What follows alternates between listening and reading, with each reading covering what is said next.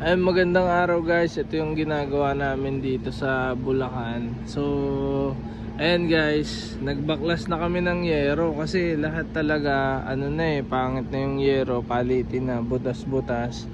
So, tapos, ayan, kung mapapansin nyo, pati yung mga parlina, may mga okay pa naman, may mga sira, pero karamihan dyan papalitan na rin. Ayan. Ito kasi ay gagamitin itong planta para ano nila production area sa parang storage din.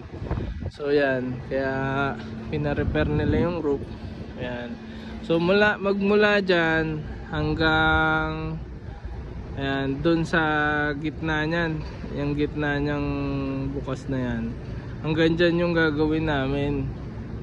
Kalahati yan itong malaki na to, sobrang laki niyan. So kalahati muna yung pinagawa kasi syempre yung budget concern. So ayan,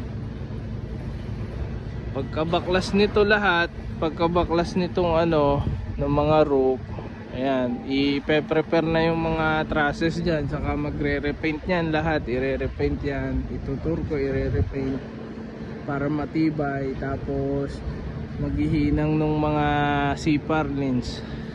Yan ang gagawin namin dito guys. Saka yung mga columns yan, puro nire-repaint yan lahat.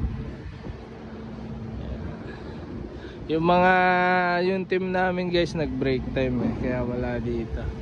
Yan ang ginagawa nila ngayon. Alright.